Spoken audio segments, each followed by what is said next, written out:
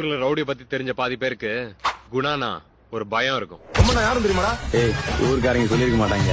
தெரிஞ்சிருந்தா அப்பயே ஓடி இருக்க மாட்டாங்க. 3 ஸ்டேட் கண்ணுக்குள்ளையும் விரல விட்டு ஆட்டல என்னடா? அம்மையா பாண்டிய